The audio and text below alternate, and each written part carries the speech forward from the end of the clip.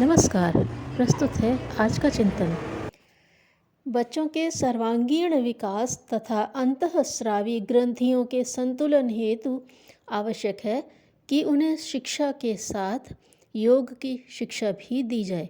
योग का जीवन में महत्वपूर्ण स्थान है, अतः शिक्षा के प्रमुख अंग के रूप में भी उसे उचित स्थान दिया जाना चाहिए। आज यूरोप आदि देशों में उसके संबंध में काफ़ी प्रयास हो रहे हैं और अब तो भारत में भी इस तथ्य को स्वीकार कर विद्यालयों में योग को लागू किया जा रहा है, परंतु इस क्षेत्र में और अधिक कार्य होने की आवश्यकता है। योग रोग दूर करता है और रोग के कारण को भी। यह जीवनी शक्ति को बढ़ाता है और उत्तम स्वास्थ्य प्रदान करता है। योग से शारीरिक क्षमता बढ़ती है, स्वास्थ्य में सुधार होता है, शरीर में लचीलापन आता है, इसमें कोई संदेह नहीं। आसन और प्राणायाम से शरीर और मन की अनेक शक्तियाँ बढ़ सकती हैं। योग विज्ञान में अनेक शाखाएं हैं, जिससे कि बच्चों की क्रियाशीलता, व्यवहार, मस्तिष्क की ग्रहणशीलता तथा चेतना का पूर्ण विकास हो सकता है। देखा जाता है कि एक ही कक्षा में कुछ विद्यार्थी मंद बुद्धि के, कुछ प्रखर बुद्धि के तथा कुछ सामान्य बुद्धि के रहते हैं।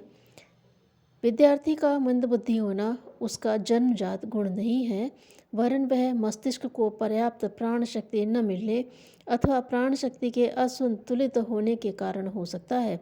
यह समस्या का हल करने हेतु योग में आसन, प्राणायाम, मंत्र जाप और योग निद्रा आदि अनेक उपयोगी क्रियाएं हैं, जिन्हें बच्चों को नियमित कराया जा सकता है। भिन्न भिन्न आसनों का प्रभाव भिन्न भिन्न ग्रंथियों पर होता है। सूर्य नमस्कार विद्यार्थियों के लिए एक प्रमुख आसनों का समूह है, जिसका सभी अंतःस्रावी ग्रंथियों पर समान रूप से प्रभाव पड़ता है। जब श्वास के तालमेल के साथ इसकी शारीरिक मुद्राओं का अभ्यास किया जाता है, तो समस्त मांसपेशियों, जोड़ों और शरीर के अंतरंग अवयवों पर इसका लाभकारी प्रभाव पड़ता है। इसके अभ्यास से शरीर पूर्ण स्वस्थ रहता है। शारीरिक व मानसिक स्तर पर नई शक्ति व स्फूर्ति मिलती है। विद्यार्थियों की विचार शक्ति एवं याद रखने की क्षमता तेज होती है। शशकासन से क्रोध पर विजय पाई जा सकती है। सर्वांगासन से काम भावना पर नियंत्रण, मानसिक शक्ति एवं शरीर का उचित विकास होता है। इसके अतिरिक्त ध्यान का आसन पद्मासन है। अर्धशलभासन या भुजंगासन से पेट के स्नायुओं को ताकत मिलती है, कब्ज नहीं होता। पश्चिमोत्तान आसन या योग मुद्रासन करने से रीढ़ की हड्डी का पूरा व्यायाम होता है। अंत में शवासन कीजिए, जिससे आपके पूरे शरीर का शिथिलीकरण हो जाएगा।